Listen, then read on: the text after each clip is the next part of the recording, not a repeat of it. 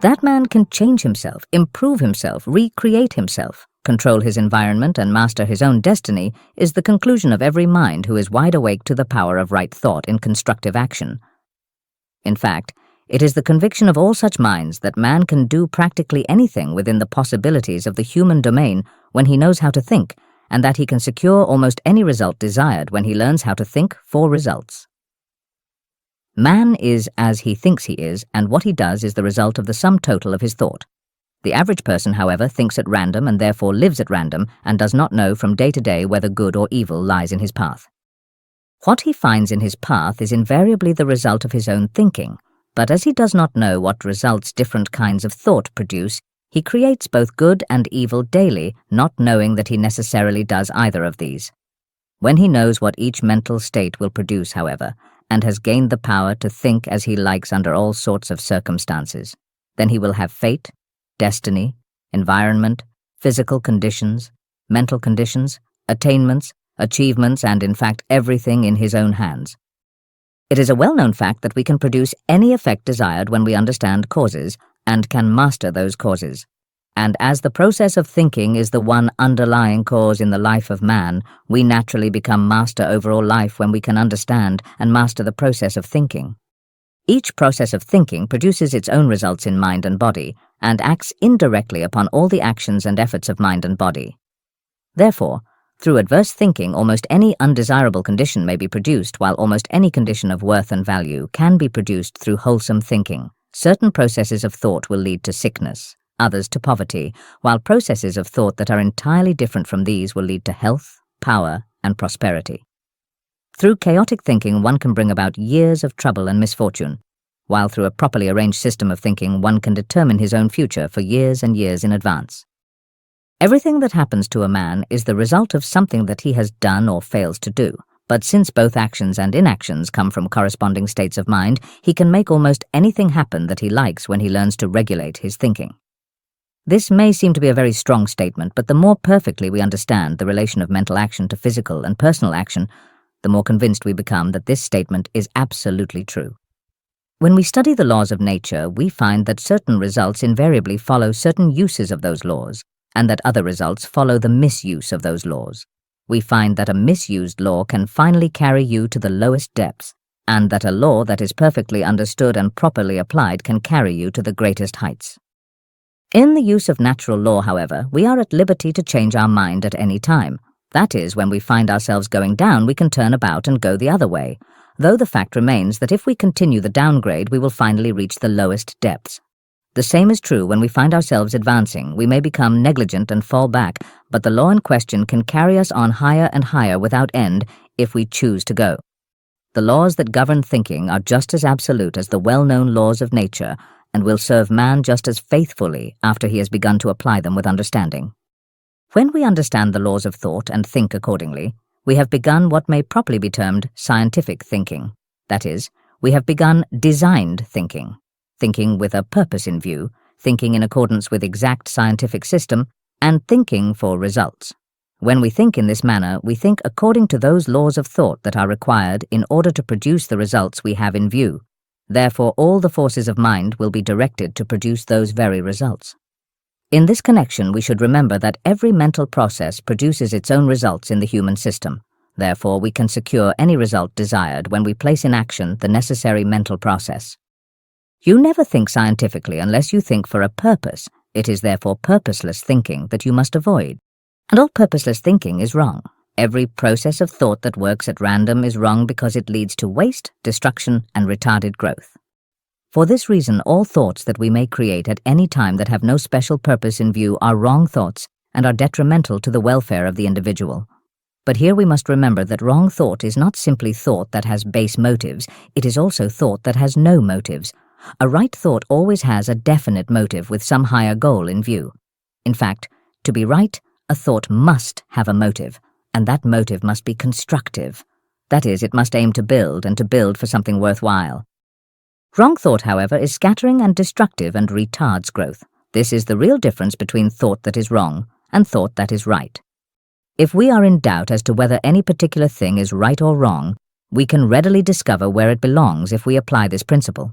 That is, If it promotes growth, it is right, while if it retards growth, it is wrong. We shall find that all true systems of ethics or morals will be found to harmonize perfectly with this idea.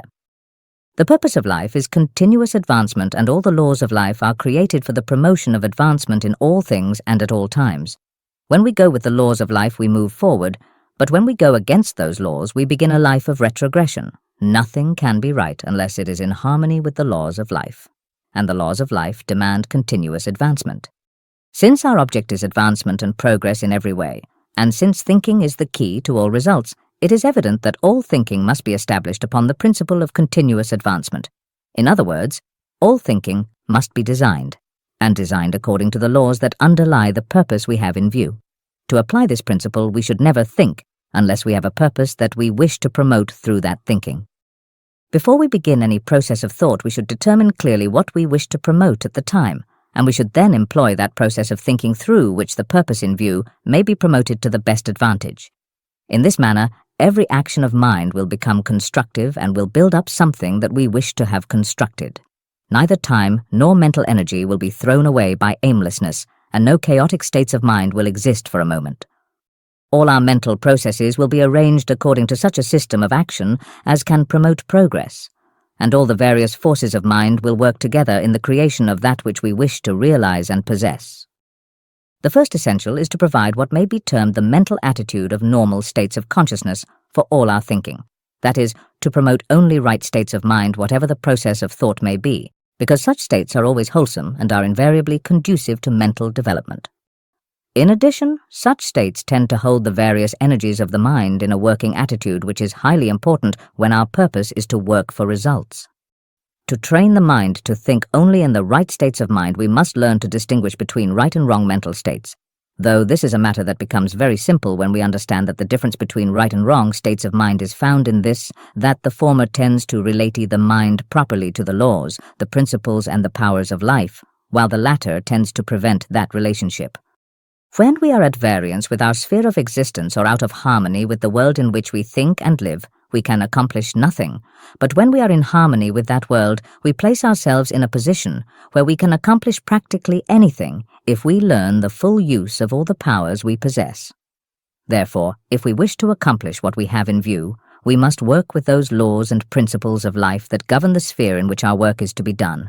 The first problem before us, therefore, is to distinguish between the two states of mind, to eliminate the wrong and to cultivate the right. However, that we may all understand what mental states to cultivate in order to make our thinking more scientific, more exact, more effective, and more conducive to the production of the results we desire, we shall proceed to give a brief description of the most important of these states, or what may be termed the normal and the true state of consciousness. Among the right states of mind, the attitude of peace naturally comes first, because at the foundation of all true action, we find a state of deep calm. No growth is possible in confusion, nor can we enjoy the steps already taken while strife and disturbance prevail. But if we find that we are not in a perfectly peaceful attitude, the matter cannot be remedied through a strenuous effort to secure peace. Peace of mind comes most quickly when we do not try to be peaceful, but simply permit ourselves to be normal. To relax mind and body at frequent intervals will also aid remarkably, but the most important of all is the attainment of the consciousness of peace. There is a state within us where all is still, and as nearly all of us have been conscious of this state at different times, we know that it actually exists. To cultivate the consciousness of this state is the real secret of attaining a permanent mental state of peace. When we become conscious of that state, we enter what may be termed the permanent condition of peace, and thereby realize the peace that passeth understanding. And when we are in that state of peace, we know why it does pass understanding. A further proof of this idea is found in the fact that the center of all action is absolutely still, and that from this center all action proceeds. In like manner, there is an absolutely still center in your own mind, and you can become conscious of that center by turning your attention gently and frequently upon the serene within. This should be done several times a day, and no matter how peaceful we may feel, we should daily seek a still finer realization of this consciousness of peace. The result will be more power because peace conserves energy. The mind will be kept in the necessary attitude for growth, and you will avoid all such ills and failures as originate in mental confusion. According to the law that we always become in the without as we feel in the within, You will naturally become more and more conscious of peacefulness in your personality as you become more conscious of the calm that is within you. In other words, the same stillness that you feel within yourself when in the consciousness of peace will unfold itself through your entire system, and you will become peaceful in every part of mind and body. Closely related to the attitude of peace, we have that of poise, and this is an attitude that is simply indispensable. The attainment of peace tends to conserve and accumulate energy, while the attainment of poise tends to hold that energy in such a way that not a particle is lost. Peace is a restful attitude, while poise is a working attitude. In peace you feel absolutely still. In poise you feel and hold the mighty power within you, ready for action. The well-poised mind is not only charged with enormous energies, but can also retain those energies in any part of the system, and can direct them towards any effort desired. The poised mind combines calmness with power. Through the attitude of calmness, it retains its touch with the depths within and is thus constantly supplied with added life and power. Through the attitude of strength, it relates itself to the world of action and thus becomes able to go forth and do things. The attitude of poise, however, is not well developed in the average person. The art of being peaceful and powerful at the same time is an art that has received but little attention. But it is something that is extremely important, and no one who desires to learn to think and act for results can afford to neglect this high art for a moment. To proceed with the development of poise, we should work, act, think, and live in the consciousness of peace and in the consciousness of power. That is, we should aim to combine peace and power in everything that we feel or do. Here we should remember two great truths. That is, that unlimited power is latent within us, and that at the depth of our being, everything is perfectly still. When you realize these great truths, you will feel more and more that enormous energies are alive in your being, but you will find that they never force themselves into any particular line of action, and that they never run over on the surface. On the other hand, you will find that you can hold those energies in perfect repose or turn them into your work just as you wish. When you have poise, therefore all those energies will also have poise. They will be as you are because they are your creations. The effect of poise upon thinking is very great because the attitude of poise is the one essential attitude through which constructive work of mind or thought can be promoted. The object of exact scientific thinking is to bring about the results we have in view, but results follow only the true application of power, and power cannot be applied constructively unless it acts through the state of peace. We therefore understand why poise, the action of power in peace, is indispensable to every mode of thinking that aims to produce results. Another mental state of extreme value is that of harmony, and as there is only a step from peace and poise to harmony, we may readily acquire the latter when we have acquired the former. In the attitude of peace, the mind finds its true self and its own supreme power. Through the attitude of poise, this power is brought forth into action, and is held in its true spheres of action. But it is only through harmony that this power can act properly upon things or in connection with things.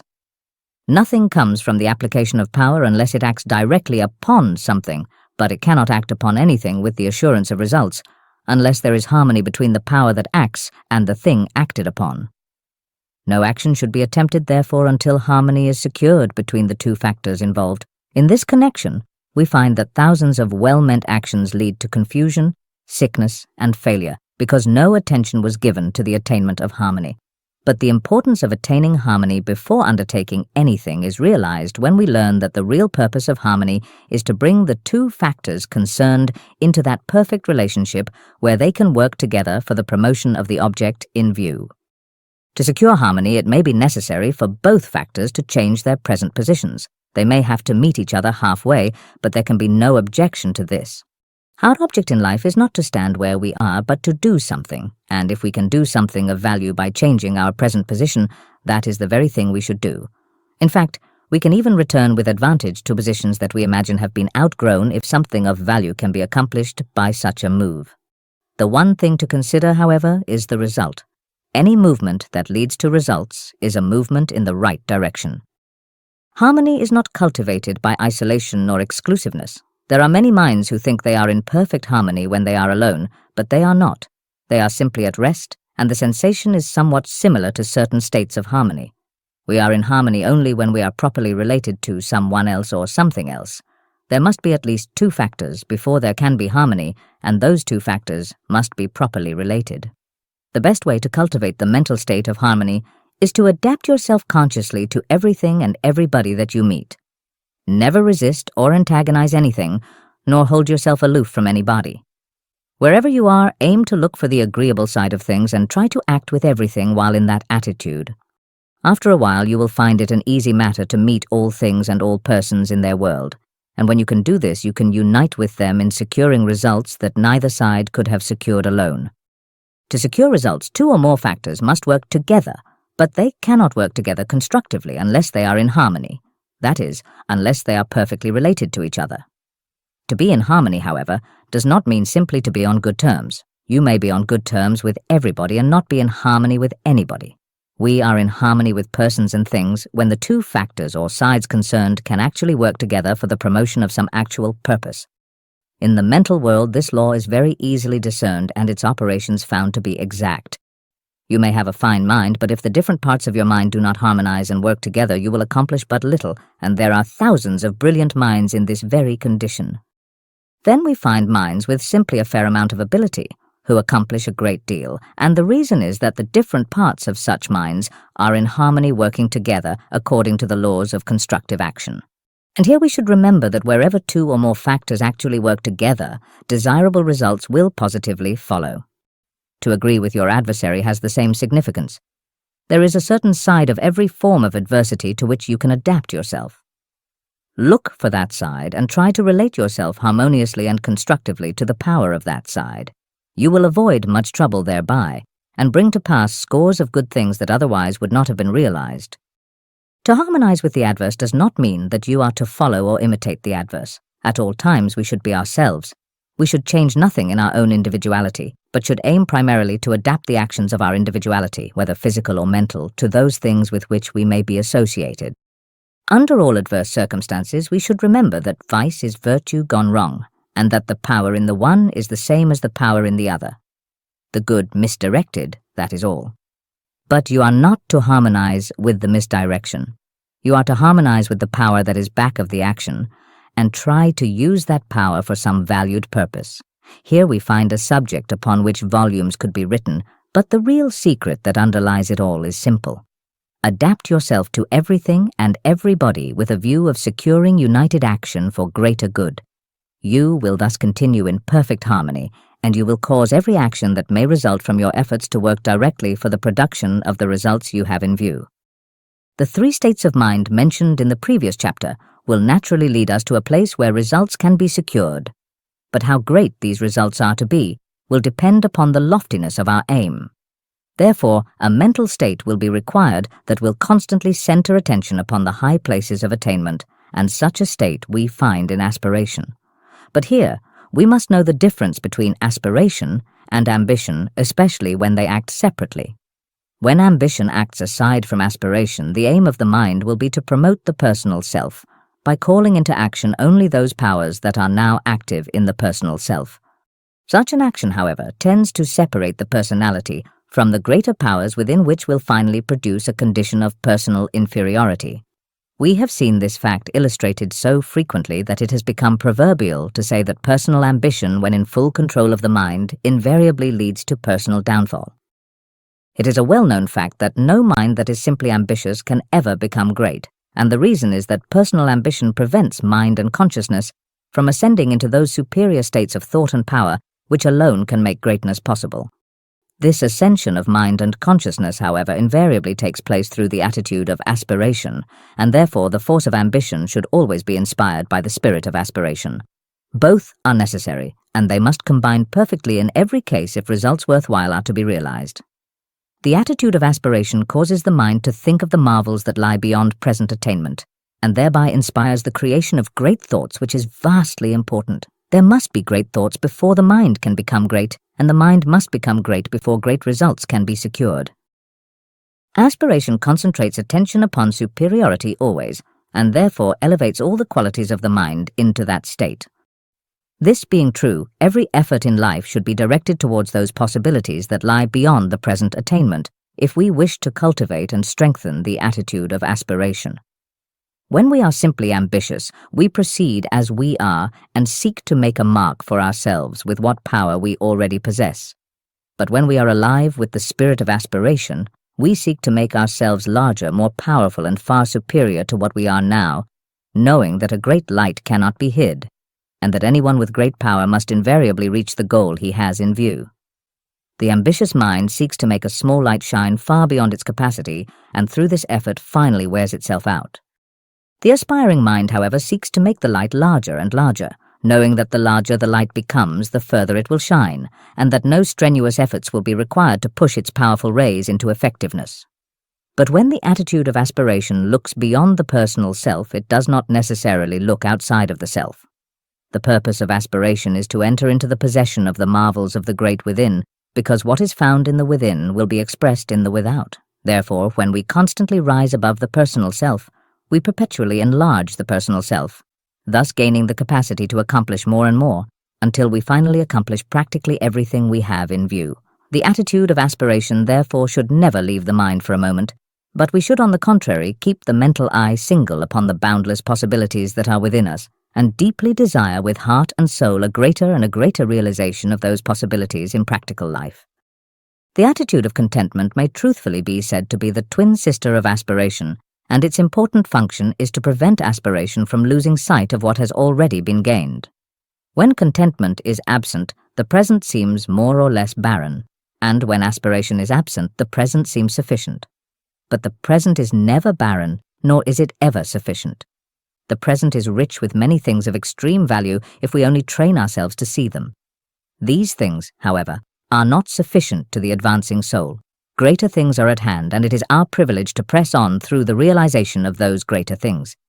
We must therefore conclude that the true attitude of mind in this connection is to be content with things as they now are, and at the same time reach out constantly for greater things. When contentment is absent, the present is not fully utilized, and we cannot attain the greater things until we have fully employed what has already been received. When aspiration is absent, the present is used over and over again, like the air in a closed room, and the result must be mental stagnation to be followed by failure and final extinction.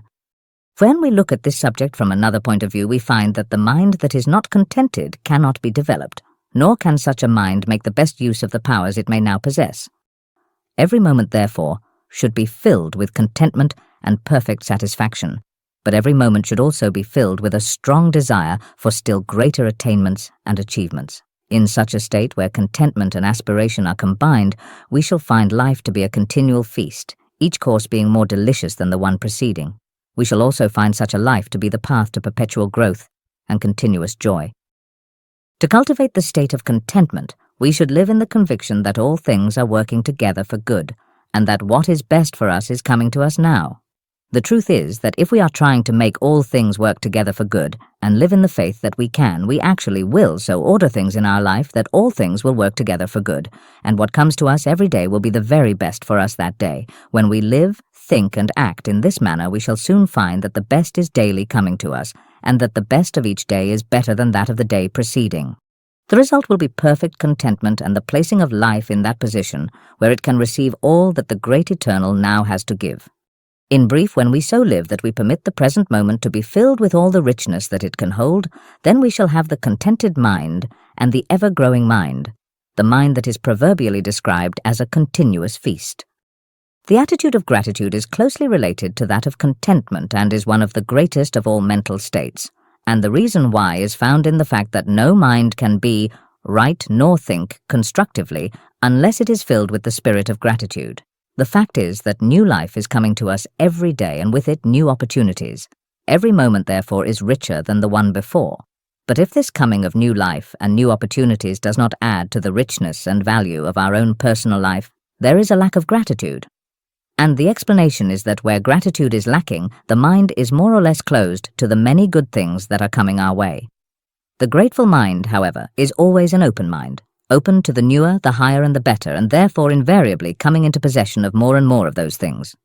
The entire race is moving forward with the stream of continuous advancement. Better things, therefore, are daily coming into the life of each individual. If he does not receive them, the reason is that his mind is more or less closed on account of the lack of gratitude. For let us remember in this connection that the mind simply must be grateful for everything in order to be open to the reception of new things and better things. We simply cannot receive better things unless we are truly grateful for that which we already possess. This is the law in this matter, and it is a law that will bear the most rigid analysis. To give thanks, therefore, with the whole heart for everything that comes into life, and to express constant and whole-souled gratitude to all the world for everything that is good in the world. This is the secret through which we may open the mind to the great cosmic influx. That influx that is bringing into the life of every individual the richness and the power that complete life has in store for every individual. But in order to be grateful in the best and most perfect manner, we must have appreciation. We must be able to see the real worth of that which comes into life before we can express the fullness and the spirit of the grateful heart. The attitude of appreciation is also valuable in another direction. When we appreciate worth, we always gain a higher consciousness of worth and thereby make our own minds more worthy.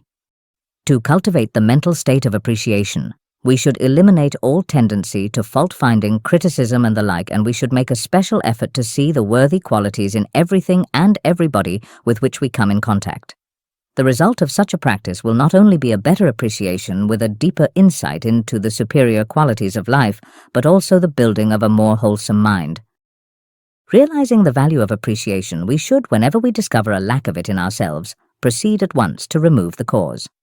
We shall not hesitate in doing this when we find that a lack of appreciation also tends to give the mind a false view of things, thereby preventing the acquisition of the best that life has in store.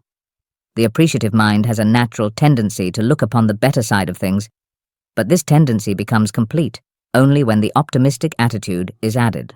To be optimistic, however, does not mean to think that black is white or that everything everywhere is all right. The true optimist can also see the flaws and the imperfections in life, but he gives direct attention to the good side, the better side, and the strong side. And having this larger view, he always knows that the strong side is much larger and far superior to the weak side. He never becomes discouraged, therefore, because he knows that failure and wrong are only temporary and that the right finally wins every time. In addition, he knows that he can aid the right to such an extent that the victory can be gained now. The pessimist lives in the false and does not see things as they are. His conclusions are therefore worthless. For this reason, we should never pay any attention to the words of the pessimist, as we shall be misled in every instance if we do. Instead, we should listen to the prophecy of the optimist, and then put all our ability and all our faith into the possibilities of that prophecy, thereby making it come true, proceeding, of course, in the conviction that we can. The value of the optimistic attitude in scientific thinking, therefore, is very great, because to think correctly on any subject, the mind must have the mountain-top view, and we must think correctly if we wish to think for results. Though the optimist may live on the sunny side, still the full value of life's sunshine cannot be gained until we add the attitude of constant cheerfulness. To be cheerful, bright, happy, and joyous is absolutely necessary if we wish to think scientifically, think constructively, and think for results. When we proceed to think for results, we think for a purpose. We employ correctly the constructive mental processes so that we may work ourselves up to the goal in view. Growth and development, therefore, must take place all along the line of action.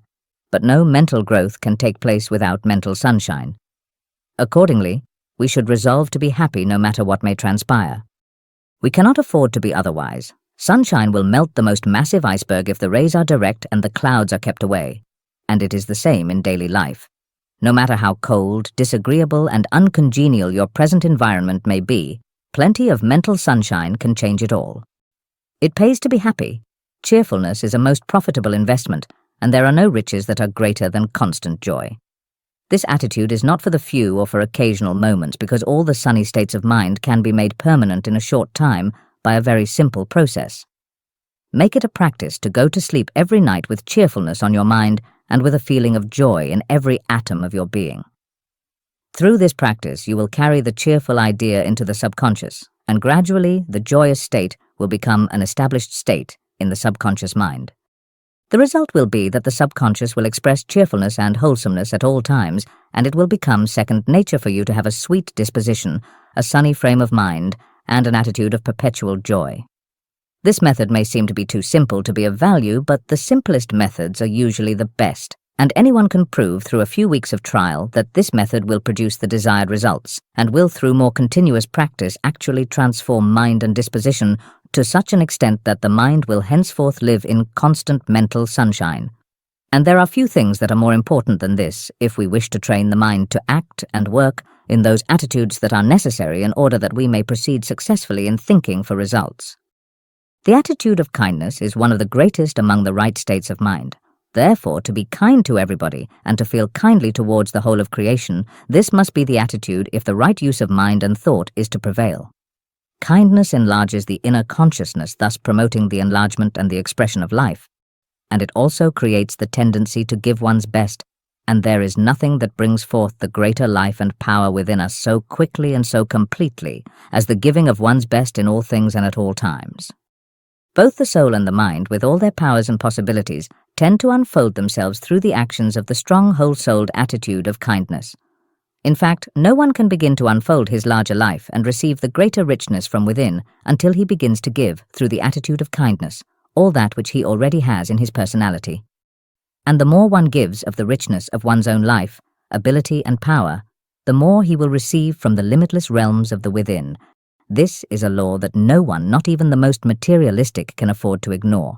But giving is not giving unless it comes from the heart, and it must invariably be an act of expression for some great purpose. Your expressions, either of thought or action, will not open the way for inner unfoldment unless you give richly through a fuller and larger expression, and in all such expressions you must feel kindly.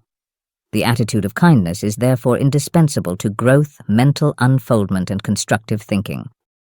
The attitude of sympathy always acts in close connection with kindness, and though it is a most important state of mind, it is also a much abused state. There are few people who sympathize correctly, and there is possibly nothing that interferes with correct thinking as does misdirected sympathy. When we sympathize with anyone, we enter into a certain unity of that one's mind, and we almost invariably imitate to a degree the mind that we unite with in this way. Two minds with but a single thought will imitate each other in nearly everything, and will actually grow to look alike. It is therefore very important to know with what we should sympathize. When you sympathize with a person in distress, you will think the thought of distress at the time, and will reproduce in a measure the same state in your own mind, and possibly in your own life and personality. Many a person has failed in life because he has sympathized too much with the weak side and inferior side of those who have had misfortune. When you sympathize with a person that is sick, your mind will create within itself a similar condition of disease, and this expression will express itself in your own body, a fact to which thousands can testify. We realize again, therefore, that it will not do to sympathize with anything and everything that may arouse our sympathy. Why does it hurt to see a friend punished? Why do we usually feel bad when those of whom we think a great deal feel bad? Why is there a tendency of most minds to think and feel like the prevailing thought in their community? Why does a mob lose its head, so to speak, and proceed to think, feel, and act precisely like the leader? Why do scores of incidents of a similar nature take place in our midst constantly? Sympathetic imitation explains such phenomena, and the law that underlies this phenomena is a law that we must understand thoroughly if we wish to master our own thinking and our actions wherever those actions may be expressed. When you sympathize with weakness, you are liable to become weak. When you sympathize with disease, you are liable to get the same symptoms, and frequently the very disease itself. When you sympathize with the wrong, you are liable to think that same wrong and possibly act it out in your own life. These are facts with which we are all familiar. It is therefore a subject of extreme importance. The law that governs sympathy is this, that you enter into mental unity in a measure with everything with which you sympathize, and that whatever you enter into mental unity with you tend to imitate and produce in yourself to a degree. Understanding this law, we realize that we cannot afford to sympathize with everything, but on the contrary find it absolutely necessary to make a careful selection of those things with which we may sympathize. When you sympathize with a person who is in trouble, do not think of the trouble or the pain or the weakness, but think of that something within him that is superior to all pain and that can annihilate all the trouble in existence. Then remember the great statement that he that is within you is greater than he that is in the world. Make it a practice never to sympathize with the inferior side, but only with the superior side. But this will not make you cold and indifferent as many suppose, for it is impossible for you to become mentally cold while being in touch with the very life of the soul itself, which must be the very essence of tenderness, kindness, and love. In applying this principle, we find that the more perfectly you sympathize with the higher, the finer, and the stronger side of man, the more love you feel, the more tenderness you express, and the more helpful you become in all of your efforts. Nothing is lost, therefore, but much is gained by training the mind to sympathize only with the true side of human life. The man who is sick and in trouble does not want more tears. He has had enough of them. What he wants and what he needs is that sympathy that can banish all tears and that can reveal the way to emancipation, power, and joy. This being true, we must try to banish completely every form of morbid sympathy. It hurts everybody. It perpetuates weakness and keeps the mind in bondage to inferior imitations. In applying this higher form of sympathy, do not tell the unfortunate that you are sorry.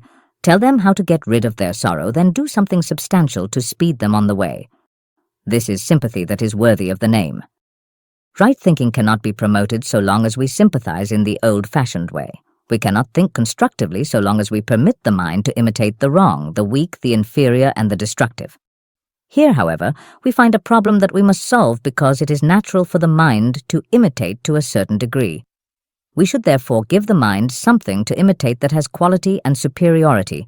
In brief, we should train the mind to imitate the strong, the worthy, the superior, and the ideal, and thus cause all mental actions to produce the strong, the worthy, the superior, and the ideal in ourselves, for the mind invariably tends to create that which we think of the most.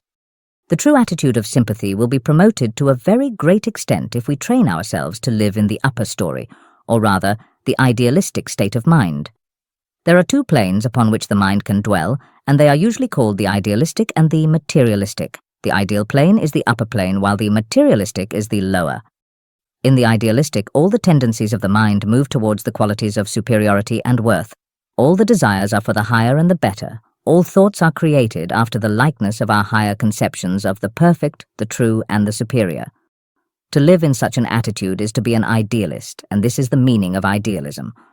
An idealistic mind, therefore, is a mind that is constantly ascending, and thus taking a larger view and a more beautiful view every day of the richness and splendor of real existence. In the materialistic attitude, all the tendencies of mind move toward the superficial, the inferior, and the imperfect. In this attitude, we usually think according to those false conceptions of things that have been handed down by the race, and all our desires are concerned principally with satisfying the needs of the body.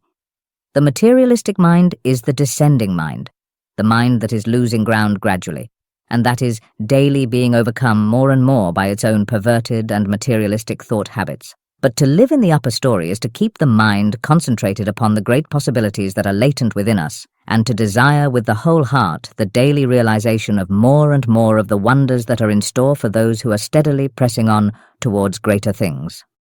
In the upper story we live with greatness. In the lower story we live with mistakes and inferiority. In the upper story we see that man is daily unfolding the greatness of the Superman. In the lower story we see only the depravity or weakness of error and sin. In the lower story we are in partial or complete darkness. In the upper story we are in the full light. It is therefore easily understood why the mind must dwell in the upper story before right thinking can begin. After beginning to live in the upper story, the consciousness of superiority and supremacy will naturally appear, and these two states should be thoroughly developed. We should all train ourselves to feel that we are superior beings, not superior to others because we are all superior, but superior to everything that pertains to personal existence, superior to ills, pains, weaknesses, mistakes and failures, and superior to everything that is imperfect or undeveloped.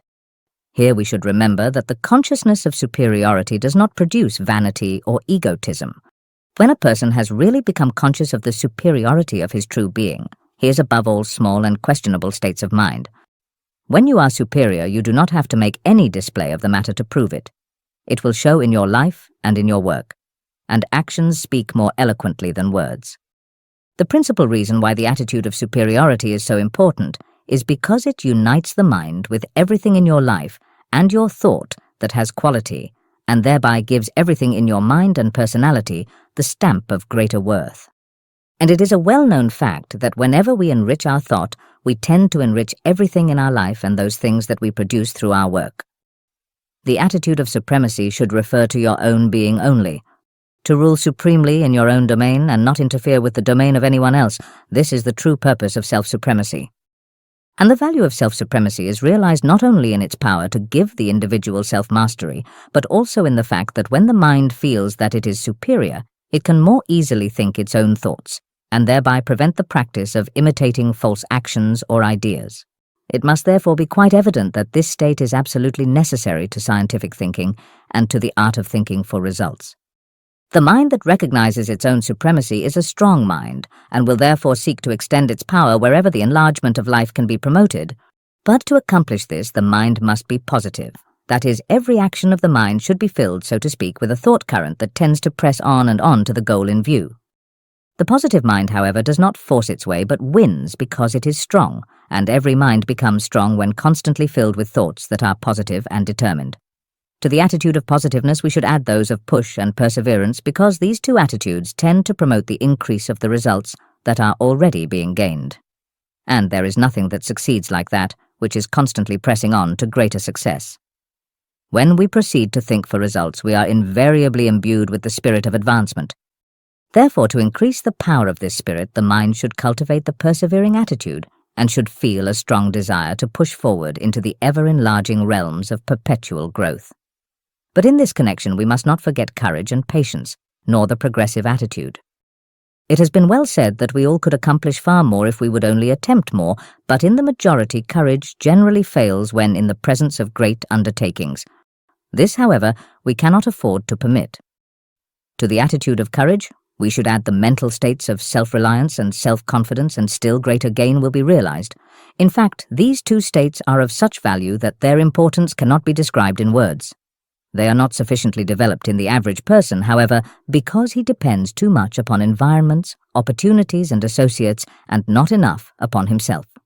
The great soul depends upon nothing exterior to himself. Such a soul makes opportunities to order and changes environments to comply with requirements. Such a soul turns adversity into a willing servant and makes every obstacle a new path to greater achievement. But no soul can become a great soul until faith in its own power has become unbounded. The strong positive mind may at times go beyond its own domain and may sometimes act in realms where it has no legal right, but this can be prevented through the attitude of non-resistance, another most important attitude in the art of constructive thinking. The attitude of resistance is always destructive and therefore interferes with the real purpose of right thinking. But it is not necessary to resist anything. That which is inferior will disappear when we produce the superior, and not until then. It is therefore a waste of time and energy to try to remove wrong through resistance. The proper course to pursue is to build up the right, and the wrong will disappear of itself.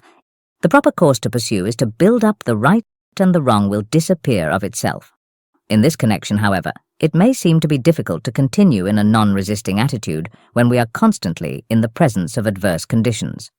But here we should remember that the mind that is constantly creating the larger and the better will hardly be aware of the imperfect in his life, because the imperfect is constantly passing away with the ceaseless coming and upbuilding of the more perfect. Our purpose should be never to resist evil, though we should not, on the other hand, fold our arms and let things be as they are. While we are turning away from lesser things, we should concentrate our whole attention upon the building up of the greater. This is a method that will give perfect freedom and continuous advancement to us all. To the practice of non-resistance we should add forgiveness. Forgive everybody, even yourself. To condemn anything or anybody is a misuse of the mind. So long as we condemn the wrong, the mind is forcefully directed towards the wrong. The mental picture of wrong becomes more deeply stamped upon the subconscious, and more thoughts and mental states will be created in the likeness of those impressions or pictures. These impressions will reproduce themselves in us, and this is how we tend to create in ourselves what we condemn in others. The reverse of this principle is also true, that is, that we tend to create and build up in ourselves the good that we commend and appreciate in others. To promote the cultivation of forgiveness, we should become conscious of real purity, and the reason for this is readily understood when we remember the statement about the eye that is too pure to behold iniquity. Why the pure eye does not see evil is a subject too large to be discussed here, but we shall find that the more perfectly we develop the consciousness of purity, the smaller and more insignificant evil becomes to us, and the easier it becomes to forgive everybody for everything. In the attitude of mental purity, we look upon the mistakes of the world in the same way as we look upon the false notes that the child makes while learning to play. We want those false notes corrected, but we do not call them bad. We know that the child will learn to play perfectly later on, not by being punished or scolded, but by being taught thoroughly and persistently. It is the same with the mistakes of the human race, and those mistakes should be dealt with in the same manner. One of the very important states of the mind is that of justice, and it is most necessary that we cultivate the habit of being just, even in minute details. The just mind can readily direct its processes of thought and creation into those channels of action that are in harmony with the laws of life, while the mind that is not just will misdirect many of those processes and thereby produce all kinds of detrimental conditions of mind and body. In a state of justice, everybody has his own. Therefore, to be just is to so act that you never deprive anyone of his own, nor fail to render to anyone that which is his own. To know what really belongs to you and what really belongs to others, however, may at first sight seem to be a difficult problem, but we cannot solve it by looking at external possessions. We become just by developing the consciousness of justice and not by measuring this to one and that to the other. To execute justice in the world or in connection with any of our own actions, we must realize justice in our own soul, because effects do not precede causes. And if all moral teachers in the world would cease their criticisms of powers and systems and give their entire attention to the development of the consciousness of justice in the mind of the race, we should soon have an order of things which would be absolutely just to all. In our own thinking, however, the attainment of this consciousness of justice is so absolutely necessary that it should be given a most prominent place in all our efforts, because it is only through the consciousness of justice that all misdirection of thought and energy can be prevented. There are 3 additional states of mind required to make this study complete, and these are refinement, receptivity, and faith. But we need not take the time to give them special attention, as we all understand their nature and importance. Faith and receptivity have special functions to perform in all kinds of mental actions and development, and the advancing process of the mind must of necessity be a refining process. Otherwise, growth would be an impossibility. The purpose of scientific thinking, therefore, cannot be promoted unless the entire system is permeated with the consciousness of refinement. And to attain this consciousness, we should picture before us the most refined state of the ideal that we can possibly conceive, and keep this picture before us constantly with the deep desire to make it real. The above is a brief analysis of the most important of the right mental states, those states that are needed to place the mind in that state of action that is absolutely necessary if we wish to think for results. We are now ready, therefore, to proceed with the real process of thinking. Every normal person has a definite goal that he expects to reach, some purpose for which he is living, thinking, and working, one or more objects that he is trying to gain possession of. But how to realize this ambition is the problem, and though he hopes to find the solution in some way, that way is not always as clear as he should wish it to be. A study of natural laws, however, both physical and metaphysical, will readily reveal the secret. When we study natural laws, we find that aimless living is wasteful, deteriorating, and detrimental both to the individual and to the race. And the same study reveals the fact that all the laws of nature are constructed for the promotion of progress and growth. Therefore, to be natural, we must move forward, and to move forward we must have a definite purpose. From this we conclude that the life with a definite purpose is the only natural life. And as it is natural, nature must be able to provide a way by which such a life can be perfected fully and completely. In other words, there must be a solution for every problem, and this being true, he who seeks the solution will certainly find it. Nature is dual, physical and metaphysical. What we fail to find in the one, therefore, we shall certainly find in the other, and the study of the larger metaphysics gives us the solution for the problem under consideration. This solution is based upon the discovery that thought is the one power that determines the life, the position, the circumstances, and the destiny of man, and that to use that power we must learn to think for results. Whether the individual is to move forward or not depends upon what he thinks. His actions, his intentions, his motives, his plans, his tendencies, his efforts, all of these play their part, but they are all the products of thinking, and therefore are invariably like the process of thinking from which they sprang. Every thought is a power in the life where it is created and will either promote or retard the purpose of that life. Every thought you think is either for you or against you. It will either push you forward or hold you down. When your own thought is against you, all your actions, efforts, tendencies, plans, intentions, and everything that is produced by thought or directed by thought will also be against you. And conversely, everything that you do with muscle or brain will be for you when your thought is for you. This is a fact, the importance of which is certainly great. And since it has been fully demonstrated to be a fact, we cannot afford to give it less than our most profound attention. Since it is natural to have definite aims in life, in fact absolutely necessary in order to be in harmony with the purpose of life, and since it is natural to move forward, it must be natural to have only such thoughts as are for you. Thoughts that can push you forward and that will be instrumental in promoting the purpose you have in view. In other words, to comply with the laws of nature, physical and metaphysical, it is necessary to think in such a way that all mental action tends to produce growth, advancement, and progress.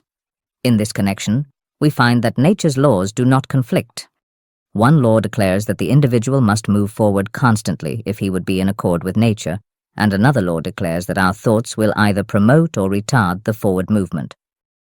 Therefore, when our thinking retards our progress, we violate natural law and will consequently produce conditions that are detrimental.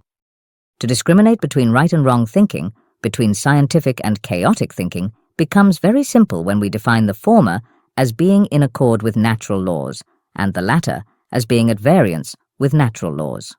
Or to be more explicit, scientific thinking is the formation of all such mental actions, mental states, and mental forces as have the power to produce in our efforts what nature has given all things in the human system the power to produce. It is the intention of nature that all things shall work for perpetual advancement of all things. Therefore, a thought to be in accord with nature must have the inherent impulse as well as the power to promote advancement in its sphere of action. To be scientific is to be in accord with nature, to work physically and mentally with nature, and to carry out the fundamental intentions of nature. And since all the actions of man are produced and directed by his thinking, he cannot work with nature unless his thinking is in accord with nature and is designed and applied with definite results in view. Every intelligent person tries to live in accord with natural laws, but as a rule complies only with those laws that deal with the physical side of life. He therefore cannot be in perfect accord with nature, because to obey one group of laws and ignore another group will produce nothing but confusion and ultimate failure. And what is important, it is not possible to comply perfectly with physical laws unless we understand metaphysical laws. Physical actions are both produced and directed by mental action. Not a muscle can move unless the mind moves. Therefore, if the mental action is not fully in accord with natural laws, it will not be possible for the consequent physical actions to be in full accord with nature. It is not difficult to understand, therefore, why the majority of those who have tried to live in accord with nature and tried to apply fully the powers and possibilities of nature have not succeeded in as large a measure as their ambitions might desire. They have tried to bring physical actions into harmony with nature, while their mental actions have been more or less at variance with nature. They have tried to make their actions scientific, while their thinking remained unscientific. And here we have the cause of practically all the trouble, confusion, and failure in the world. The statement that nature's fundamental intention is the perpetual advancement of all things may be questioned when we take note of the many processes of nature that appear to be destructive, and find that those processes invariably work in harmony with natural law. But when we look beneath the surface, we find that the consuming process is necessary to the refining process, and that the decomposing process is indispensable to growth. That which destroys does not tend directly to build up, but the inferior must be removed before the superior can be constructed. The force of destruction, however, can be used in many ways. It can be turned into the gross actions of the sledge that tears down the present structure, or it can be employed through the channel of transmutation which removes the present structure, not by tearing it down, but by changing it into something better.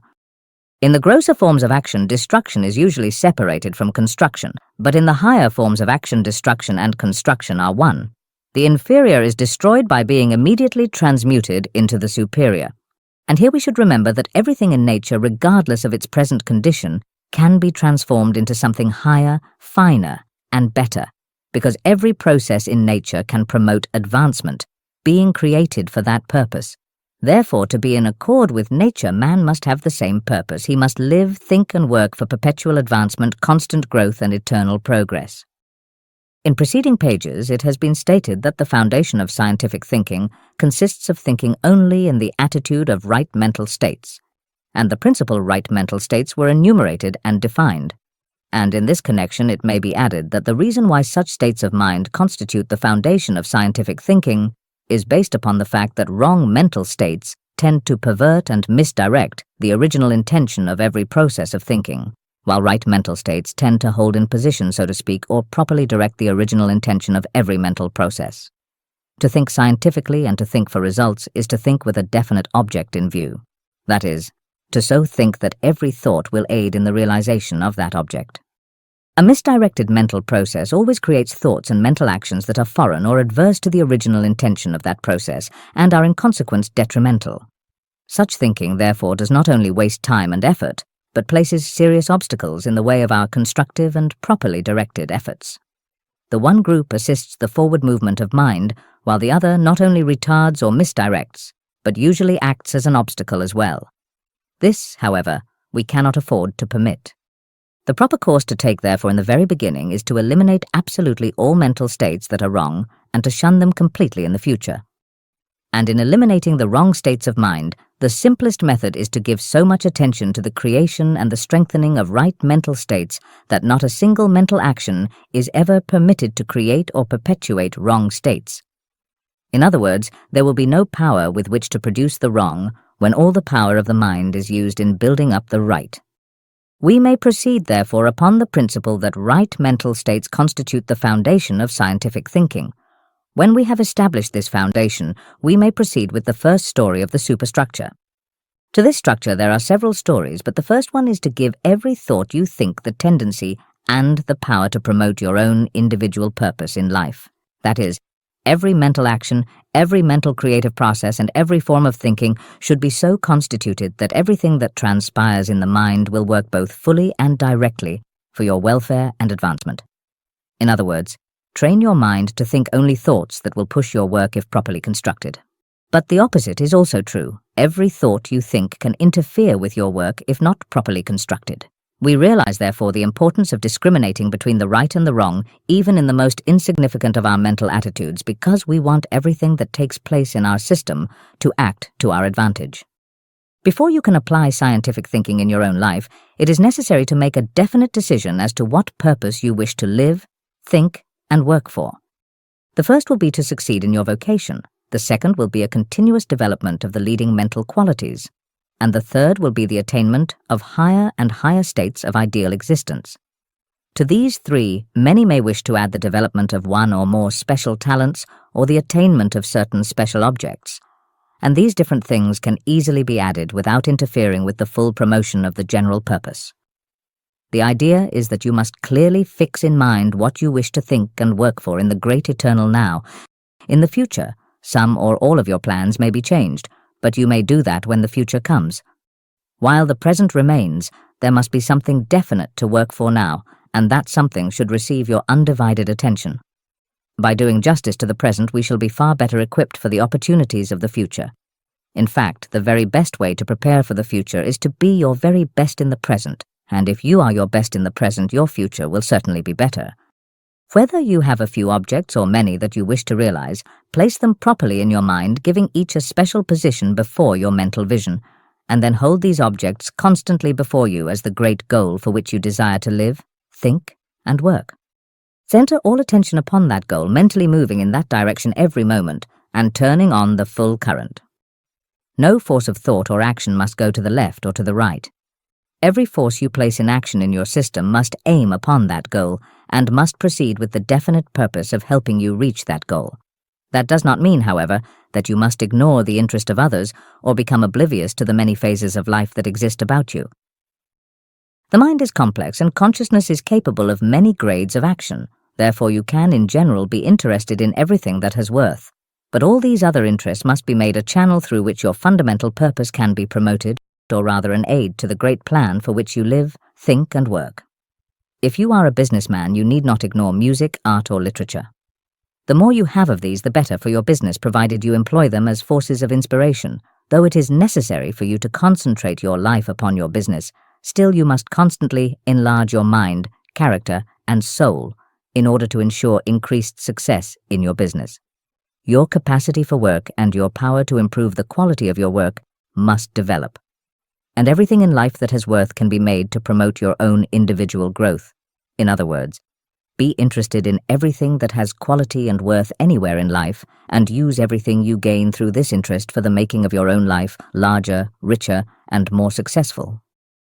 It is not the narrow mind that succeeds. The mind that invariably realizes the greatest success is the mind that is broad, and at the same time has the power to focus the whole of its larger capacity upon the one thing that is being done now. When you constantly focus your mind upon that which you are living for and working for, you are giving all your creative powers to those faculties and talents that are required in the realization of your objects in view. Therefore, the more ability and the more power you can apply in any line of action, the more you will accomplish and the more rapidly you will advance in that direction. We do not wish to give thought and attention to plans that are of no use to us now. We may need those plans someday, but the plans that we can use now are the only ones that have a right to our present attention. The idea is to think that you can, to think for results and to give your life in the present to that which can use your life in the present. This is not done, however, when we permit aimless thinking, and the amount of life and ability that is thrown away in this manner is enormous. Aimless thinking has the same effect upon your capacity and ability as punching holes in the boiler has upon the capacity of the engine. When you decide upon a plan, see it through.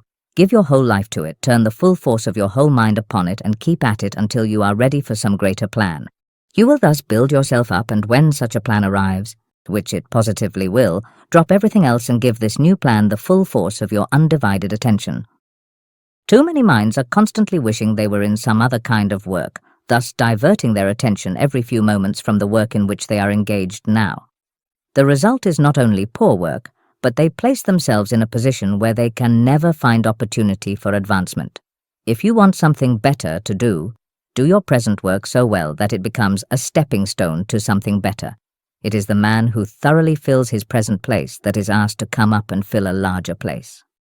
Since thought is a definite power with great constructive possibilities, the more thought we give to our work, the more successful we shall be in that work, provided our thought is scientific and constructive. This is simple. On the other hand, whenever we encourage aimless thinking or wishing for something else to do, we are taking power away from our work, thereby decreasing results. One of the first principles in thinking for results, therefore, is to give your whole attention to your present work and to give all your creative power to the building up of the purpose at hand. The next question that will naturally arise is that of knowing what to think about our work and the objects we have in view. Every mental state becomes the mother of ideas. Every idea can produce a tendency of mind, and every tendency tends to draw mental actions in its own direction. To promote any purpose, however, mistakes must be avoided as far as possible. Everything must be done correctly, and whatever is done should be done better and better every time. When you think about your work as being difficult, you form a wrong mental conception, for the fact is that no work is more difficult than we make it, and we can relate ourselves to our work in such a way that we shall always be equal to the occasion. When you think about your work as difficult, you will usually approach it in the attitude of doubt and fear, and no mind can do its best while in such states. To think of your work as being completely under your personal control is correct, because the possibilities within us are unlimited and we can make ourselves equal to any occasion. But the idea is that you can succeed in that work which your best judgment has decided upon, and that you can increase your success in that line more and more for an indefinite period. To think of your work as trivial, mean, or burdensome is wrong, because such an attitude of mind will tend to make you inferior, and there is no success for you while you are on the downgrade towards inferiority. To think of your work as ordinary or trivial is to think ordinary thoughts, and as such, thoughts will decrease the power of your mind. They will naturally interfere with your work and therefore be directly against you in their actions. To think of your work as drudgery or as something disagreeable that is to be gone through with is in like manner a mistake. The reason being that such thinking prevents the mind from being its best and giving expression to its best. You cannot give your heart and soul to that which you despise, and you cannot do your best in any kind of work unless you give it your whole heart and soul. If you want to think and work for results, you must love your work, and you can, though such love is not to be sentimental, but rather the feeling of intense admiration for those lines of action that you know will lead to greater things. Think therefore of your work as a channel through which you are to reach the higher places of life, because that is what your work really is if you approach it in the right way. To find fault with what you have accomplished is wrong, as it tends to turn attention upon defects and inferiority. Every mind should constantly expect to do better, and should with every effort try to improve upon what was done before. To find fault with what you have done is to belittle yourself. In brief, to place a wet blanket, so to speak, over your hopes and aspirations. Instead, you should think of your work as very good considering your present development, but you should set your whole heart and soul upon the attainment of something far superior. Think constantly of your work as being susceptible to perpetual improvement. Then proceed to make that thought come true, and you will positively succeed. Every mental process that you turn into your work must be constructive. Your object is progress towards the goal you have in view. Therefore, every process that you place in action, whether in mind or personality, must be a building process.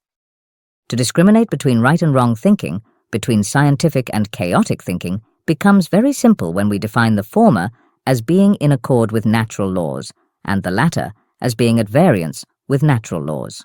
Or to be more explicit, scientific thinking is the formation of all such mental actions, mental states, and mental forces as have the power to produce in our efforts what nature has given all things in the human system the power to produce. It is the intention of nature that all things shall work for perpetual advancement of all things. Therefore, a thought to be in accord with nature must have the inherent impulse as well as the power to promote advancement in its sphere of action. To be scientific is to be in accord with nature, to work physically and mentally with nature, and to carry out the fundamental intentions of nature. And since all the actions of man are produced and directed by his thinking, he cannot work with nature unless his thinking is in accord with nature and is designed and applied with definite results in view. Every intelligent person tries to live in accord with natural laws, but as a rule complies only with those laws that deal with the physical side of life. He therefore cannot be in perfect accord with nature, because to obey one group of laws and ignore another group will produce nothing but confusion and ultimate failure. And what is important, it is not possible to comply perfectly with physical laws unless we understand metaphysical laws. Physical actions are both produced and directed by mental action. Not a muscle can move unless the mind moves. Therefore, if the mental action is not fully in accord with natural laws, it will not be possible for the consequent physical actions to be in full accord with nature. It is not difficult to understand, therefore, why the majority of those who have tried to live in accord with nature and tried to apply fully the powers and possibilities of nature have not succeeded in as large a measure as their ambitions might desire. They have tried to bring physical actions into harmony with nature, while their mental actions have been more or less at variance with nature. They have tried to make their actions scientific, while their thinking remained unscientific. And here we have the cause of practically all the trouble, confusion, and failure in the world. The statement that nature's fundamental intention is the perpetual advancement of all things may be questioned when we take note of the many processes of nature that appear to be destructive, and find that those processes invariably work in harmony with natural law. But when we look beneath the surface, we find that the consuming process is necessary to the refining process, and that the decomposing process is indispensable to growth. That which destroys does not tend directly to build up, but the inferior must be removed before the superior can be constructed. The force of destruction, however, can be used in many ways. It can be turned into the gross actions of the sledge that tears down the present structure. Or it can be employed through the channel of transmutation which removes the present structure, not by tearing it down, but by changing it into something better. In the grosser forms of action, destruction is usually separated from construction, but in the higher forms of action, destruction and construction are one. The inferior is destroyed by being immediately transmuted into the superior. And here we should remember that everything in nature, regardless of its present condition, can be transformed into something higher, finer, and better, because every process in nature can promote advancement, being created for that purpose. Therefore, to be in accord with nature, man must have the same purpose. He must live, think, and work for perpetual advancement, constant growth, and eternal progress. In preceding pages, it has been stated that the foundation of scientific thinking consists of thinking only in the attitude of right mental states, and the principal right mental states were enumerated and defined. And in this connection it may be added that the reason why such states of mind constitute the foundation of scientific thinking is based upon the fact that wrong mental states tend to pervert and misdirect the original intention of every process of thinking, while right mental states tend to hold in position, so to speak, or properly direct the original intention of every mental process. To think scientifically and to think for results is to think with a definite object in view. That is, to so think that every thought will aid in the realization of that object. A misdirected mental process always creates thoughts and mental actions that are foreign or adverse to the original intention of that process, and are in consequence detrimental. Such thinking, therefore, does not only waste time and effort, but places serious obstacles in the way of our constructive and properly directed efforts. The one group assists the forward movement of mind, while the other not only retards or misdirects, but usually acts as an obstacle as well. This, however, we cannot afford to permit. The proper course to take, therefore, in the very beginning is to eliminate absolutely all mental states that are wrong and to shun them completely in the future. And in eliminating the wrong states of mind, the simplest method is to give so much attention to the creation and the strengthening of right mental states that not a single mental action is ever permitted to create or perpetuate wrong states. In other words, there will be no power with which to produce the wrong when all the power of the mind is used in building up the right. We may proceed, therefore, upon the principle that right mental states constitute the foundation of scientific thinking. When we have established this foundation, we may proceed with the first story of the superstructure. To this structure there are several stories, but the first one is to give every thought you think the tendency and the power to promote your own individual purpose in life. That is, every mental action, every mental creative process, and every form of thinking should be so constituted that everything that transpires in the mind will work both fully and directly for your welfare and advancement. In other words, train your mind to think only thoughts that will push your work if properly constructed. But the opposite is also true. Every thought you think can interfere with your work if not properly constructed. We realize, therefore, the importance of discriminating between the right and the wrong, even in the most insignificant of our mental attitudes, because we want everything that takes place in our system to act to our advantage. Before you can apply scientific thinking in your own life, it is necessary to make a definite decision as to what purpose you wish to live, think, and work for. The first will be to succeed in your vocation. The second will be a continuous development of the leading mental qualities. And the third will be the attainment of higher and higher states of ideal existence. To these three, many may wish to add the development of one or more special talents or the attainment of certain special objects. And these different things can easily be added without interfering with the full promotion of the general purpose. The idea is that you must clearly fix in mind what you wish to think and work for in the great eternal now. In the future, some or all of your plans may be changed, but you may do that when the future comes. While the present remains, there must be something definite to work for now, and that something should receive your undivided attention. By doing justice to the present, we shall be far better equipped for the opportunities of the future.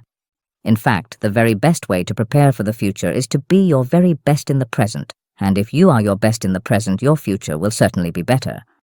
Whether you have a few objects or many that you wish to realize, place them properly in your mind, giving each a special position before your mental vision, and then hold these objects constantly before you as the great goal for which you desire to live, think, and work.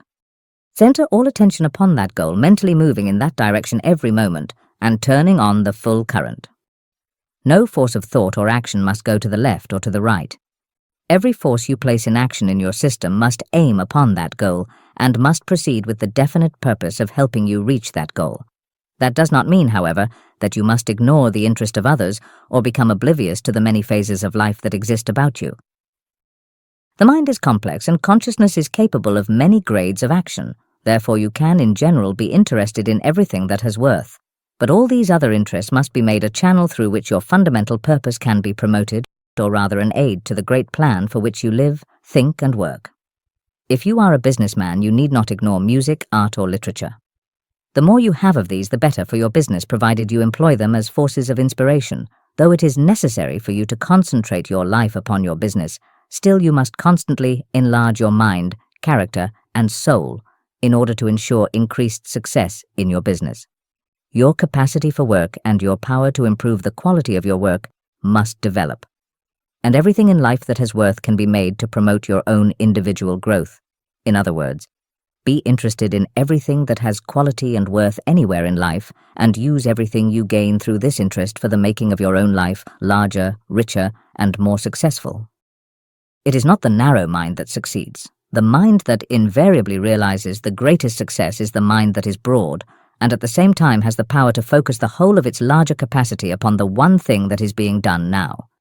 When you constantly focus your mind upon that which you are living for and working for, you are giving all your creative powers to those faculties and talents that are required in the realization of your objects in view. Therefore, the more ability and the more power you can apply in any line of action, the more you will accomplish and the more rapidly you will advance in that direction. We do not wish to give thought and attention to plans that are of no use to us now. We may need those plans someday, but the plans that we can use now are the only ones that have a right to our present attention.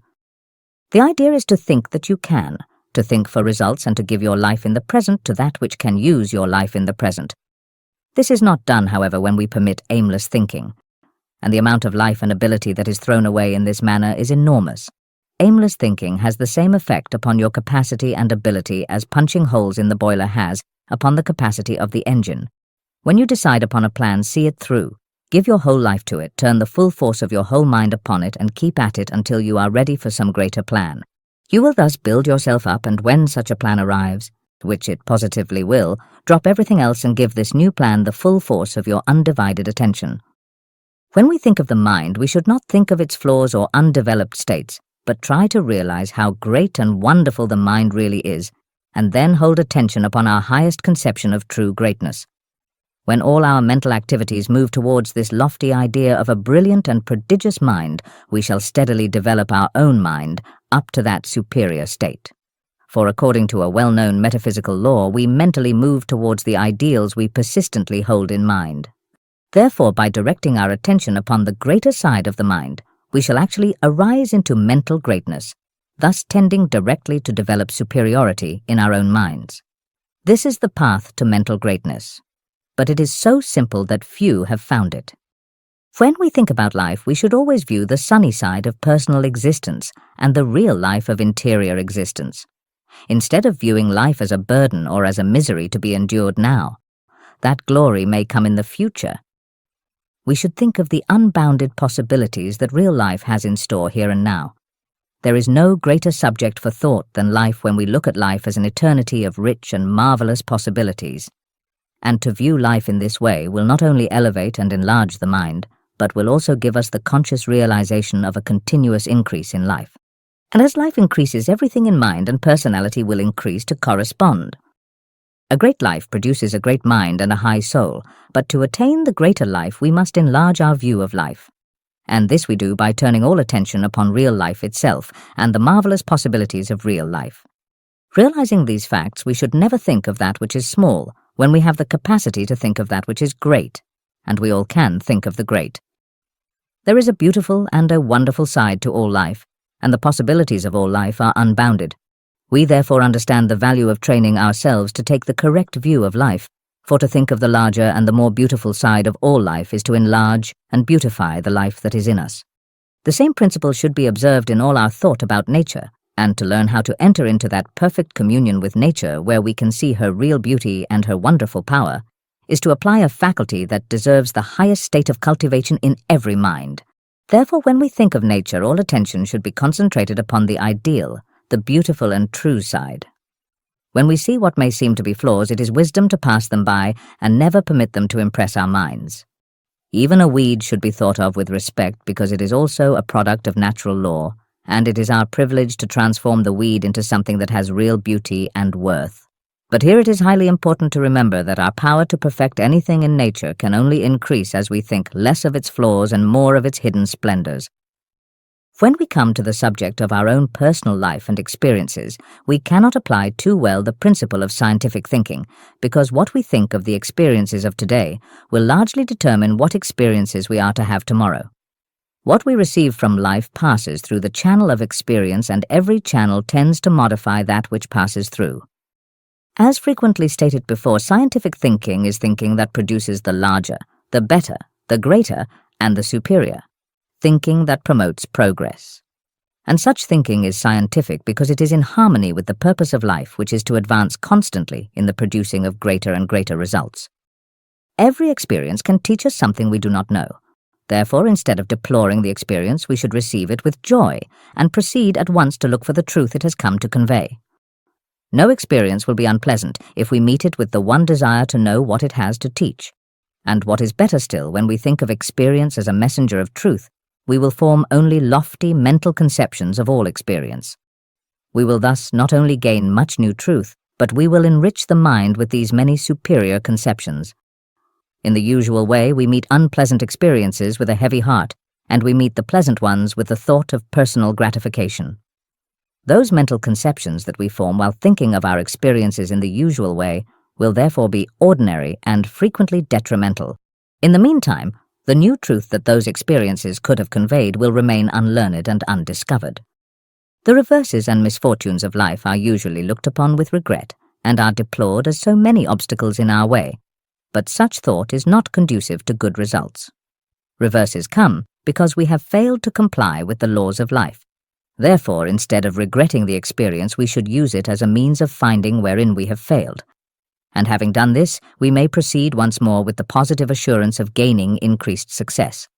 Misfortunes may also be employed as builders of character, because there is nothing that strengthens the mind and the soul so much as to pass through reverses without being mentally or morally disturbed. The spiritual giant can pass through anything and gain good from anything. To him, misfortunes are not disagreeable. They are simply opportunities to bring out greater life and power, to learn more laws, to gain a better understanding of things, and thus achieve still greater things when the next attempt is made. But though we may not have attained such a lofty state, we can at least pass through reverses with our minds fixed constantly upon the high goal in view. The result will be greater moral stability, greater mental power, and the turning of fate in the direction we ourselves desire to move. That knowledge and power is gained through pain is a well-known belief, and it is one of those beliefs that contains much truth. And it is also true that when we have learned the lesson that the pain came to teach, that it disappears. When the pain is felt, attention should at once be directed upon that finer and larger life that lies back of the personal man. We feel pain because the outer forces are not in harmony with the more perfect life within. Therefore, to remove the pain, this harmony must be restored. To restore this harmony, we should proceed to gain consciousness of the finer forces of the inner life, because when we become conscious of the inner life, which is always in harmony, the disorder of the outer life will disappear. The more we think of the pain, the more conscious we become of the discord in the outer life, and the more difficult it becomes to gain consciousness of the harmony of the inner life. Therefore, to think scientifically about pain is to take the mind beyond pain into the inner realms of life, where perfect harmony reigns. The result will be freedom from pain and the discovery of a new interior world. When we take this higher view, we gradually work ourselves out of the lower and the confused, and will ere long get out of them entirely. This is perfectly natural, because when your thoughts are high, you will rise in the scale. You will leave behind the inferior and the wrong, and you will enter into the possession of the superior and the right. When we think about ourselves, we should always think about the unlimited possibilities of the within. Attention should be directed upon the larger self, and every thought should be formed in the likeness of the highest mental conceptions that we can form of the superior. We may, however, recognize the existence of flaws in our nature. In fact, it is necessary to know where the weak places are in order to remove them. But the mind should never hold its attention upon those weak places. The mental eye should never look upon the imperfect, but should look through it and direct its vision towards the ideal. And here we find the reason why the average person does not improve as he should. The fact is, he thinks of himself as he appears to be in the limited personal self. He patterns his thought after the small life that he can see in the outer self. And as man is as he thinks, he will therefore not rise above the quality or the nature of his own thought. No one can rise any higher than his thoughts. Therefore, so long as your thoughts are like your present limited personal life, you will never become any more than you are now. The mind, however, that transcends its present states, talents and qualities, and tries to gain mental conceptions of the larger and the superior, will steadily rise and become as large as those new conceptions that have been formed, and may later rise still higher, thus reaching greater heights of consciousness, ability and power than was dreamed of before. In the world of feeling, the thorough application of the law of scientific thought is extremely important, the reason being that we generally live upon those planes where our feelings are the strongest. But since feelings deal principally with forces, whether in mind or personality, it is in the world of force that we shall have to direct our attention if a change of feeling is to be made. And this is done very simply by training the mind to always try to feel the finer and the more powerful forces that are back of every state, condition or action. Whenever anything takes place in your system, try to feel the finer forces in that part of the system where the action is taking place. This experience may not give you any new sensation at first, but you will gradually become conscious of a whole universe of finer life and action within yourself. Then your mind will be living in a much larger world and in a much richer world. These finer life forces that you feel within yourself are the powerful creative energies of the subconscious. Therefore, whenever you exercise the sense of feeling, try to feel the higher and the finer that is in you. You will soon succeed, and the results will not only add enjoyments both to mind and personality, but will also give you the mastery of new and powerful forces.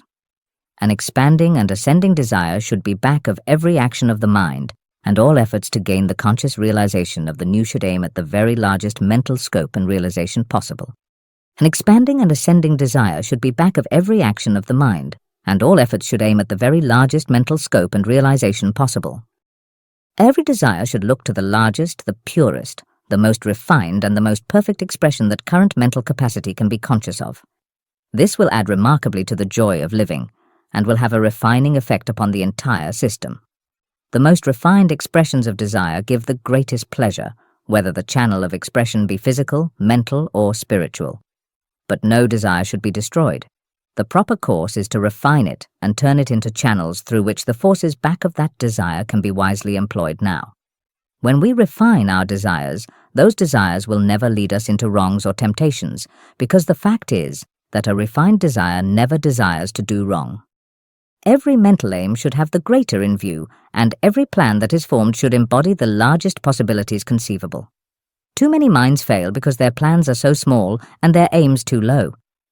But the larger and the higher is invariably the purpose of scientific thought, thought that thinks for results. When all the forces of your system are trained to aspire, everything that is being created in your system will be created more perfectly, and you will steadily advance. In like manner, when every mental action is constructive, everything that may be placed in action in your mind will tend to build you up and will tend to work for the purpose you have in view. Mental actions that have no particular aim are usually destructive, but every action of the mind can be made constructive if we make it a point to always think for results. The first step in this connection, and the only really important step, is to have a strong desire for mental construction constantly held in mind, and to give this desire increased attention when our mental actions are especially strong. Everything within us should be trained to work for all those definite results that we have in view, and all actions of mind and body should be so perfectly directed upon the production of those results that everything we do under any circumstance will tend to work constantly and directly for those results. To make the right use of thought, we must make it a practice to think that which is inherently true. When we think about life, we must think of life as it is in itself, and not as it appears to be in the personal existence of someone who does not know how to use life. There are people who make life a burden, but life in itself is anything but a burden. On the contrary, it is a rare privilege. When we think about life, we must think about real life, and not about some illusion that we might have of life. Life itself is a joy, a rich blessing, and it means so much that an eternity of mental growth will be required to comprehend its entire meaning. Life is not something that comes and goes, it is something that always is. Neither is life something that can be produced or destroyed. Life is inexhaustible and indestructible, and contains within itself a definite and eternal purpose. We should therefore view life according to this idea. When you think about yourself, view yourself as you are at your best, and not as you appear when in the midst of failure. You never fail when you're at your best, and you are true to yourself only when you are at your best. Scientific thinking does not recognize weakness of mind or body, because you yourself are not weak, and you would never feel weak if you were always true to yourself. Thought should never be formed in the likeness of a weak condition, because such thinking will perpetuate the condition of weakness. When weakness is felt, think the truth about yourself. That is that you are inherently strong, and the weakness will disappear. Form your thought in the likeness of yourself as you are in your real and larger self. That is, as you are when you are true to your whole self, full of life, strength, and vigor. In the right use of thought, we never permit ourselves to say that we cannot. On the contrary, we continue to believe and say, I can do whatever I undertake to do, and I am equal to every occasion.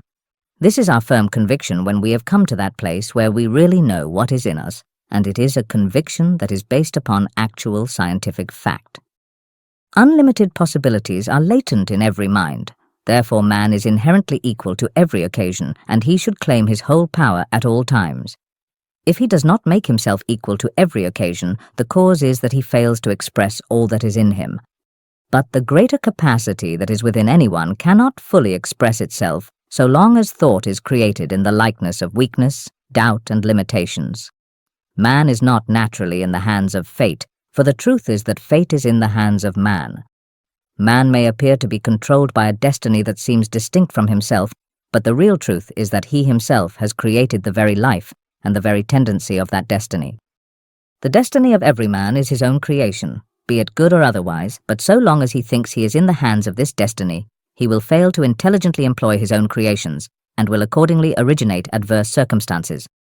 Many have speculated as to the real cause of adverse circumstances, bad luck and the like, but the cause is simply this, that when man finds himself in adversity, he has neglected to direct, consciously and intelligently, the forces which he himself has placed in action, and this neglect can invariably be traced to the belief that we are all controlled more or less by what we call fate. For this reason, the sooner we eliminate that belief, absolutely the better. No man will attempt to control the forces of life so long as he thinks he is unavoidably controlled by those forces. But if those forces are not intelligently controlled, their action will be aimless, and we shall have that confusion which is otherwise termed adversity. The sum total of all the words, thoughts, and actions expressed by man will constitute the forces of his destiny, and the result of those forces will constitute his fate. What those forces are in the beginning depends upon what man created them to be, and what those forces will unitedly produce will depend upon whether they are directed by man himself or left to act aimlessly. But man can make his words, thoughts, and actions what he wishes them to be. The mistakes of the man do not constitute the man any more than the absence of light constitutes light. The usual way, however, of judging man is to look at his weak points, and then, after comparing these with his strong points, call the result the man himself. But this is as unscientific as to combine black with white and speak of the result as pure white. The weaknesses that we find in man may disappear in a day. They frequently do, while his virtues and superior qualities may double in power at any time. Then we have another man, and we say he has changed, which is not strictly true. The real man has not changed. The real man is already unbounded in life and power and does not have to change. The change that we see is simply this, that more of the true worth of his real being has been expressed. Our thoughts about other people are more or less deeply impressed upon our own minds. Therefore, we cannot afford to think anything wrong about anybody. The better we understand life, the more convinced we become that the average person is doing the best he knows how. For this reason, we shall be training our minds to think the whole truth about the human race when we take this view. And what is highly important, such a view will tend to keep our own minds wholesome and clean. Then, when we add to this the larger view of man himself in his true glory and power, our thought about man will become as we wish it to be, strictly scientific. In thinking for results, all circumstances should be viewed as opportunities, because that is what they are in reality. No circumstance is actually against us, though we may go against a circumstance and thus produce a clash. A circumstance is usually similar to an electrical force. It may destroy or it may serve, depending upon how it is approached. The power, however, is there, and we are the ones to determine what that power is to do. When we think of circumstances as adverse, we become antagonistic to those circumstances and in consequence produce discord, trouble, and misfortune. But when we think of circumstances as opportunities to take advantage of and control, we relate ourselves harmoniously to the power that is contained in those circumstances. Thus, by entering into harmony with that power, we will perpetuate more and more of it until we have made it our own altogether. When disappointments appear, it is not scientific to feel depressed, nor to view the experience as a misfortune. To the advancing mind, a disappointment is always an open door to something better. Therefore, to every advancing mind, so-called disappointments may be viewed as prophecies of better things. But the fact that you have felt disappointment proves that you have seen the ideal, and to see this indicates that it is within your reach, ready for you to possess if you will press forward steadily and surely until the goal is reached. For this reason, instead of feeling depressed, you should rejoice, and then press on with more faith and enthusiasm than ever, that you may meet your own at the earliest possible moment.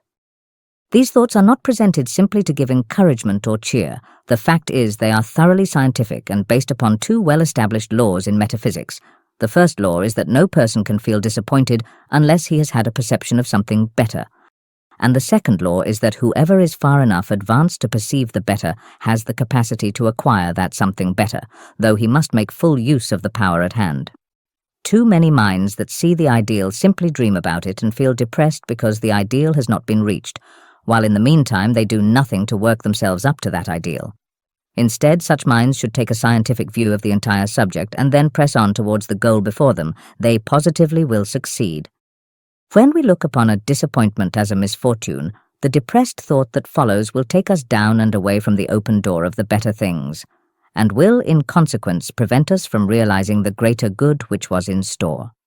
We shall then have to give much time and effort to the bringing of ourselves back again to the gates of the ideal we had in view. But such tactics we cannot afford to employ if our object is to work and think for results.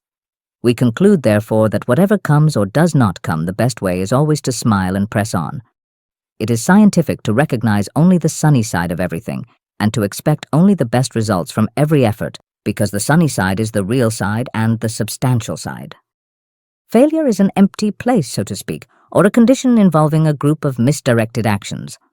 To dwell mentally on the sunny side, however, is to turn all the actions of the mind towards the construction of greater worth in the mind, and accordingly the habit of dwelling upon the sunny side will invariably tend to develop brilliancy of mind, clearness of thought, and greater intellectual capacity. The principal reason for this is found in the fact that such a mind deals almost entirely with the larger, the greater, and the limitless of the potential. To act in harmony with this principle, we should expect the best results from every effort, because the best results do exist, and to be scientific, we must think of things as they really are in themselves, and not as they appear while in the hands of the incompetent. It is not our purpose to dwell mentally upon the absence of results, but to give all our thought and attention to the right use of those powers within us that actually can produce results. To think scientifically about the health and the wholeness of mind and body is one of the most important essentials of all, because health is indispensable to the highest attainments and the greatest achievements. The principle, however, is that the real man is well, and that you yourself are the real man. Every condition in the personal man is the result of habits of thought.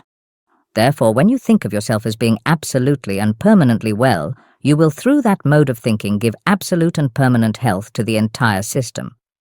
This is a law that is as strong as life itself. This law is the absolute truth, and every student of modern metaphysics knows that it is the truth. That its power is invincible no one can deny. Therefore, the wise course to pursue is to apply this law thoroughly under all sorts of circumstances and never lose faith in its effectiveness for a moment. In training ourselves to think for results, we must constantly bear in mind the great fact that man invariably grows into the likeness of that which he thinks of the most. Therefore, think constantly of what you want to become, and your life will daily grow in that direction. Think constantly of health, power, ability, capacity, worth, and superiority, and the powers of your being will gradually and steadily produce all those qualities in your own system. But all such thinking must be deep, persistent, and of the heart. It is that thinking which is in touch with the undercurrents of life that shapes human destiny. Therefore, all such thinking should always be as we wish to become. No thoughts should ever enter the mind that do not contain in the ideal the very things that we wish to attain or accomplish in the real. But to train ourselves in this mode of thinking is not difficult. It is only a matter of deciding what we want in life. Then, too, think the most of those things and make such thinking deep, persistent, positive, and strong. To train the mind to think for results, there are 4 essentials that must be provided. The first is to carry on all thinking in the attitude of right mental states. The second is to think only such thoughts as will push your work and that will constantly promote your present purpose in life. The third is to employ only such creative processes in the mind as will tend directly to produce the larger, the better, and the superior. And the fourth is to think only the real truth about all things. That is, to fashion all thought according to the most perfect mental conception that can be formed of the real in everything of which we may think. The first 3 essentials have been fully considered in the preceding pages. We shall therefore conclude by giving our attention to the 4th. And in doing so, we must prepare ourselves for thought that is somewhat deeper than the usual. To begin, we must realize that there is a vast difference between what seems to be true and what really is true, and that all thinking to be right, wholesome, constructive, and scientific must deal directly with that which really is true. To illustrate, we will consider the being of man. Viewed externally, man seems to have many imperfections, to be limited in all things, and to be more or less in the hands of fate. But when we consider not the present conditions of the personal man, but the possibilities of his marvelous interior nature, we find that imperfections are simply greater things in the process of development. We find that there is no limit to his power and inherent capacity, and we find that he is strong enough, if he applies all his strength, to overcome any fate, to change any circumstance, and to positively determine his own destiny. When we examine other things, we find the same to be true. That is, that there is more in everything than what appears on the surface. And therefore what appears to be true of things when viewed externally is not the whole truth. In fact, it may frequently be the very opposite of the real truth. In dealing with the inside facts of any case, condition, or object, the question always is, what are the possibilities? What can be done with what is in the thing? And what results can be gained from the full use of everything that this circumstance or that object may contain? And it is highly important to answer this question as fully and as correctly as possible, because we are as we think, and our thoughts are always like the things we think about. Besides, we must be conscious of the real interior possibility of those things with which we deal in order to secure the greatest results. If we think only of the imperfections and the limitations that appear on the surface, our thinking will be inferior, and we will become ordinary both in mind and personality. But if we think of what is really true of the greater possibilities of all things, we will think far greater thoughts, and we will think inspiring thoughts, thoughts that will stir the mind to greater ambition and greater achievement, and the mind will accordingly enter more and more into a larger, greater, and richer world. In consequence, our mental powers along all lines will steadily increase. To think what is really true about all things is therefore to think of the greater powers and possibilities that are in all things. And to think the truth in the broadest sense is to direct the mind upon the whole of life, with all its possibilities, and to deal mentally with all the richness, all the power, and all the marvelousness that can be discerned in everything pertaining to life.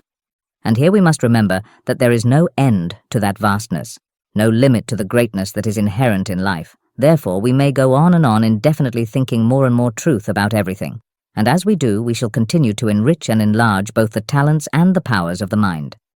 It is therefore evident that when we think the truth about all things, we will cause the mind to enlarge and expand constantly. And the real truth about all things grows larger and larger the further we advance in the pursuit of truth.